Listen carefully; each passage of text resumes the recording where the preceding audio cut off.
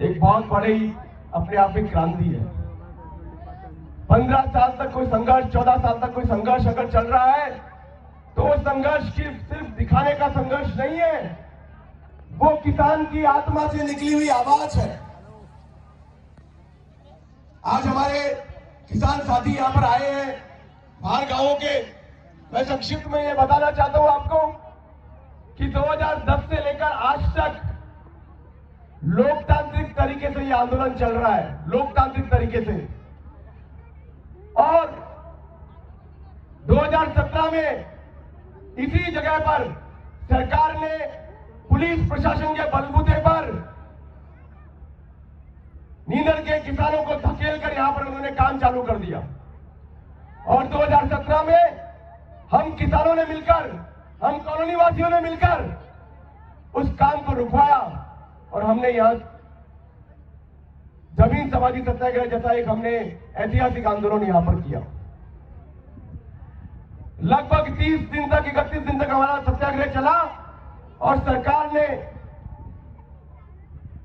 हमारे दबाव में आकर हमसे समझौता किया।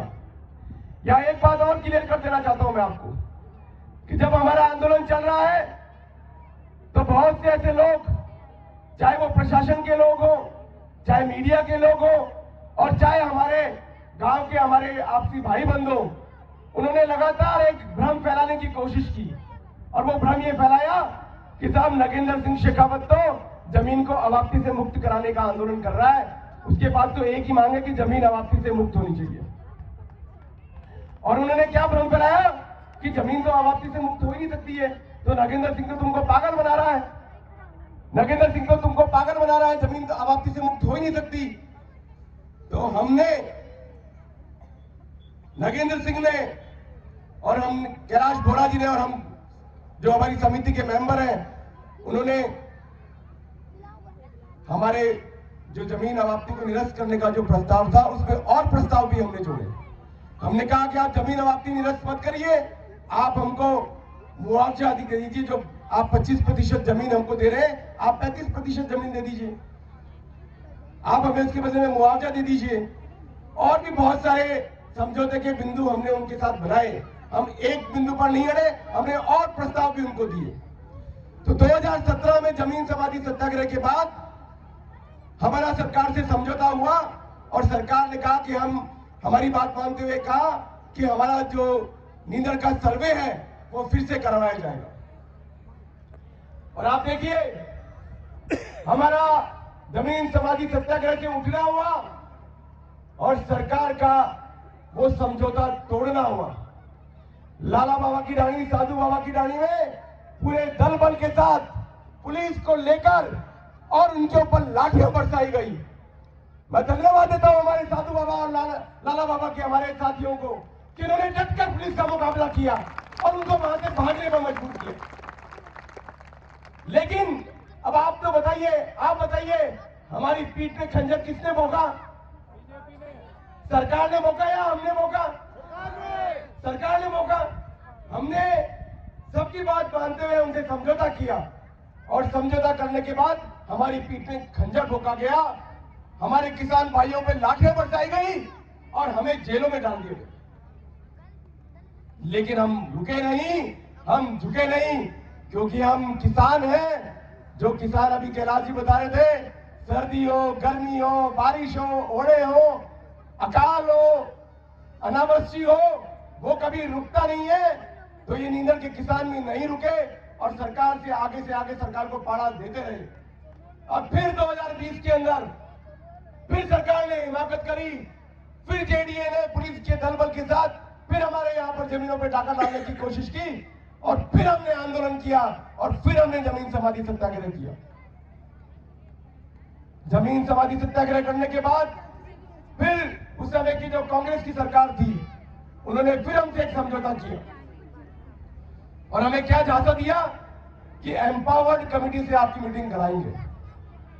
एम्पावर्ड कमेटी, आप जानते हैं एम्पावर्ड कमेटी क्या होती है? कम से कम 5 और 6 कैबिनेट मिनिस्टर की एक कमेटी होती है जिसको कि एम्पावर्ड कमेटी कहा जाता है। और जो ऐसे मुद्दे हैं जो राज्य स्तर के ऊपर विवादित मुद्दे हैं, उनको एम्पावर्ड कमेटी के समक्ष रखा जाता है। तो हमें 15 मार्च 2020 को कांग्रेस की सरकार के द्वारा एम्पावर्ड कमेटी से बात करने का प्रस्ताव दिया गया और उस दिन का दिन है, आज का दिन है। आज तक एम्पावर्ड कमेटी से हमारी मीटिंग नहीं कराई। हम मर के पच के बैठ गए, लेकिन हमारी मीटिंग नहीं कराई। अब बताइए आप, किसानों की पीठ में खंजर किसने भोंका? सरकार ने भोंका या हमने भोंका? तो ये सरकार की स्थिति है कि किसान झुकता है, किसान आगे बढ़ के झुककर उनसे समझौता करता है, उनको आगे बढ़कर प्रस्ताव देता है, उनके सामने झुककर उनको नमस्कार करता है और उनसे समझौता कर लेता है। लेकिन सरकार बार बार समझौते के नाम पर हमें झांसा देती है, हमें हमारी पीठ में खंजर भोंकती है। तो आप बताइए, क्या सरकार से समझौता करना चाहिए? क्या ऐसी सरकार से समझौता करना चाहिए? क्या सरकार से समझौता करना चाहिए? तो अब तो हमारी एक ही मांग है, जमीन अबाप्ती से मुक्त होनी चाहिए। अब हम समझौता नहीं करेंगे, अब हम नहीं झुकेंगे। पिछले 11 साल में, पिछले 14 साल में हमने समझौते भी किए, हम झुके भी, हमने उनकी मान मनोबल भी की, लेकिन अब हम समझौता नहीं करेंगे। ये आपने तय किया, मैंने तय नहीं किया। समझौता करना चाहिए कि नहीं करना चाहिए? जमीन अबाप्ती से मुक्त होनी चाहिए कि नहीं होनी चाहिए? जमीन अबाप्ती से मुक्त होनी चाहिए कि नहीं होनी चाहिए? और होनी चाहिए ना, होनी चाहिए ना, तो जोर से बोलो, होनी चाहिए। हाथ खड़े करो, सभी के हाथ खड़े कर लीजिए, दोनों हाथ खड़े कर लिया आपने। होनी चाहिए ना, होनी चाहिए ना, लड़ेंगे, लड़ेंगे, लड़ेंगे।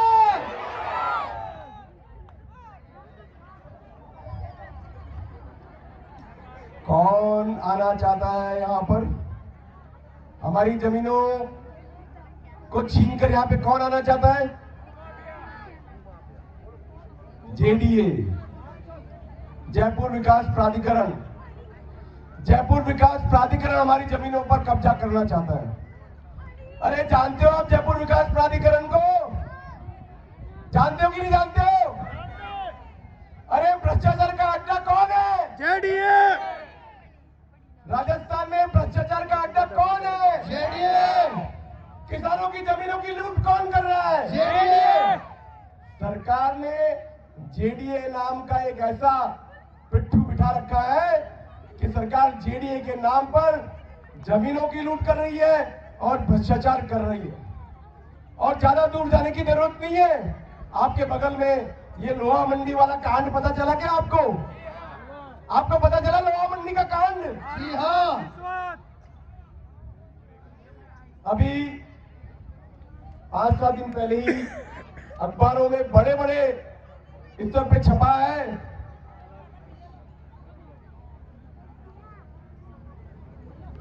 डॉक्टर नागेंद्र सिंह शेखावत तुम संघर्ष करो, डॉक्टर नागेंद्र सिंह शेखावत तुम संघर्ष करो। अभी कुछ दिन पहले ही अखबारों में जेडीए के कारनामे छपे हैं और जेडीए ने यहां लोहा मंडी पर किसानों की जो जमीनें लोहा मंडी के नाम पर अबाप्ती करी गई, उन जमीनों पर 15% विकसित जमीन देने का वादा था। उस 15% को 25% करने के लिए 50 करोड़ की रिश्वत जेडीए के अधिकारियों को यहां से दी गई है।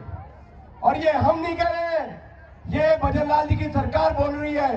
भजन लाल जी की सरकार में जो भ्रष्टाचार निरोधक ब्यूरो है, उसने जेडीए के अधिकारियों के खिलाफ, कर्मचारियों के खिलाफ 50 करोड़ की रिश्वत का उन्होंने मुकदमा दर्ज किया है और उस मुकदमे की परमिशन भजन लाल जी की सरकार ने दी है।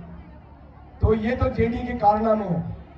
पिछली बार आपको याद होगा, जब अशोक गहलोत जी की सरकार थी तो खुद उन्होंने जेडीए के कार्यक्रम में कहा था कि जयपुर विकास प्राधिकरण तो भ्रष्टाचार का अड्डा है। जिस प्रदेश का मुख्यमंत्री खुद कह रहा है कि जेडीए भ्रष्टाचार का अड्डा है, उस जेडीए से आप क्या उम्मीद करोगे? उस जेडीए को अपनी इस पवित्र जमीन पे आने दोगे आप? नहीं, बिल्कुल नहीं। क्या हमारी नींदर की इस पवित्र धरती पे जेडी आना चाहिए? नहीं आना चाहिए। आना चाहिए? नहीं आना चाहिए। जेडी को आना चाहिए? नहीं आना चाहिए। बिल्कुल, जेडीए को यहाँ पे नहीं आने देंगे। आना चाहिए ना, हम आने ही नहीं दे रहे हैं। पिछले 14 साल से एड़ी चोटी का जोड़ लगा रहा है जेडीए। हम कह रहे हैं कि नींदड़ में ही नहीं आने देंगे, तुमको राजस्थान में भी समाप्त कर देंगे। क्या जेडीए को समाप्त करना चाहिए कि नहीं करना चाहिए? करना चाहिए। भ्रष्टाचार के अड्डे को समाप्त करना चाहिए कि नहीं करना चाहिए? करना चाहिए। तो यही बात है, आज आपने कहा है, ये बात हम गवर्नमेंट तक पहुंचाएंगे कि जेडीए जैसी भ्रष्टाचार के अड्डों को बंद किया जाए, इन जमीनों की लूट के दुकानों को बंद किया जाए। पहले लड़े थे गोरों से, पहले लड़े थे गोरों से, पहले लड़े थे गोरों से। लगातार सरकार के सामने हमने अपनी बात रखी और आप देखिए हर बार हमारे साथ किस तरीके से धोखा ये लोग करते हैं। अभी 22 नवंबर को हमारी इसी नींदड़ में फिर से बिना किसानों की सहमति के, बिना किसानों को बात करे और बिना किसानों को बताए पूरे भारी पुलिस जाब्ते के साथ फिर से नींदड़ के जमीनों पे कब्जा करने के लिए जेडीए ने यहाँ पे कदम रख दिया और सभी हमारे किसान साथियों ने मिलकर उन लोगों को यहाँ से भगाया और लगातार 22 नवंबर से लेकर आज तक हमारा अनिश्चितकालीन धरना इसी नींदड़ की जमीन पर चल रहा है। और अब तो 2 दिसंबर से 24 घंटे दिन और रात इस कड़ाके की ठंड के अंदर बिना रुके और बिना झुके अनवरत हमारा ये धरना यहाँ पर चल रहा है। और इसी कड़ी में आज हमने ये किसान पंचायत बुलाई है।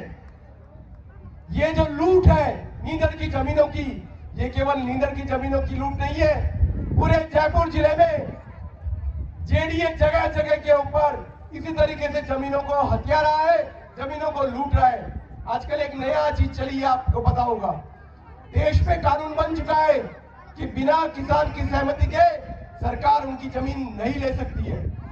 और आप देखिए इन्होंने उसकी गली निकाली है। गली क्या निकाली है?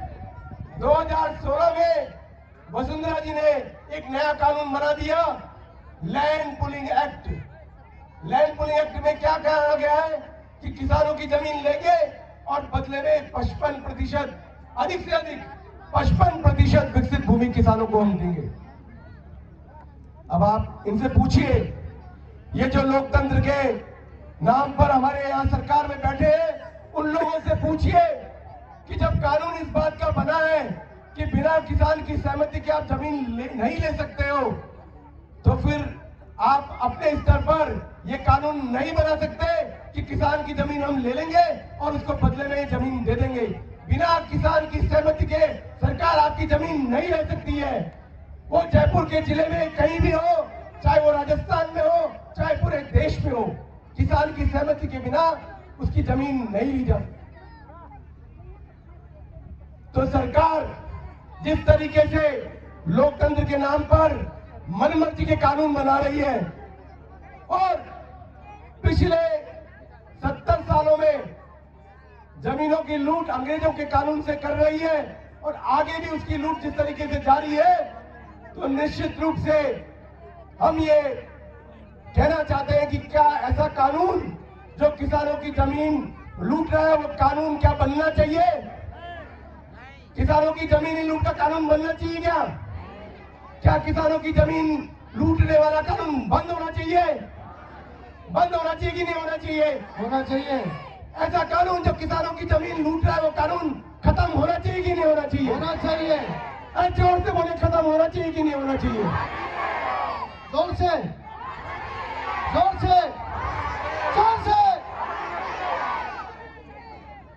तो ऐसा कानून जो किसानों की जमीन लूटता है, जबरदस्ती किसानों को उनकी जमीनों से बेदखल करता है, वो कानून खत्म होना चाहिए। ये मैं नहीं कह रहा हूं, ये आप कह रहे हैं।